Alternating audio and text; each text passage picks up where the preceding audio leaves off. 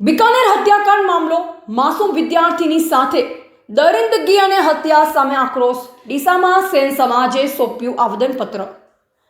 બિકાનેર જિલ્લાના બીજુ તાલુકાના રંજીતપુરા ગામમાં ધોરણ 8માં અભ્યાસ કરતી વિદ્યાર્થીની વસુંધરા સેન સાથે થયેલી નૃશંસ હત્યા અને દુષ્કર્મની ઘટનાએ સમગ્ર દેશ સાથે રાજસ્થાન અને ગુજરાત સેન સમાજમાં ભારે આક્રોશ ફેલાવ્યો છે। આ જઘન્ય ઘટનાના વિરોધમાં જે બનાસકાંઠા જિલ્લાના ડીસા શહેરમાં સેન સમાજના સેંકડો લોકો એકત્રિત થઈ કડક વિરોધ નોંધાવ્યો હતો।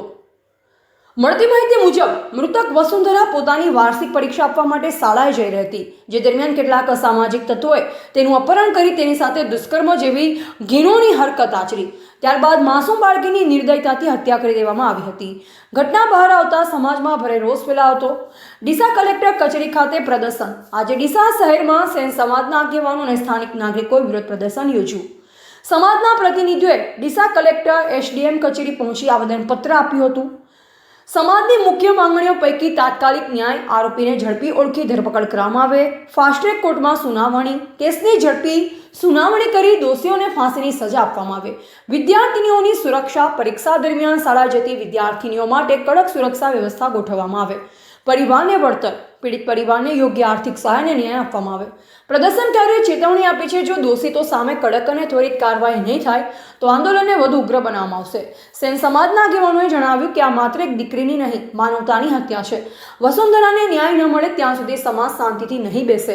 મળી રહેલ માહિતી મુજબ રાજસ્થાન પોલીસ દ્વારા મુખ્ય આરોપીને કસ્ટડીમાં લેવામાં આવ્યો છે અને તપાસ ચાલુ છે। વહીવટીતંત્રે પરિવારને યોગ્ય સહાય આપવાનો વિશ્વાસ આપ્યો છે। અહેવાલ જીગર ચાવડા, ભીલડી। નામ છે આપનું? મારું નામ પૂજાબેન રાણાભાઈ નામ છે। રાજસ્થાનમાં જે 13 વર્ષની બાળકી ઉપર બળાત્કાર કરીને હત્યા કરવામાં આવી તેના વિશે શું ઘટના છે, આખી વિગતવાર જણાવશો?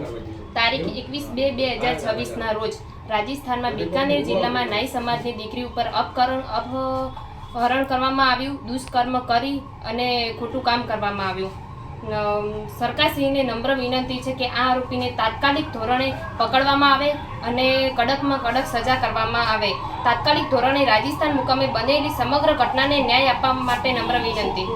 આ ઘટના કઈ રીતે બની હતી? આ ઘટના જેમ કે દીકરી સ્કૂલે જતી હતી, તેની આરોપીએ તેમની સાથે ખોટા કામ કર્યા અને અપહરણ કરીને દુષ્કર્મ કરીને એમનો બળાત્કાર કરવામાં આવ્યો।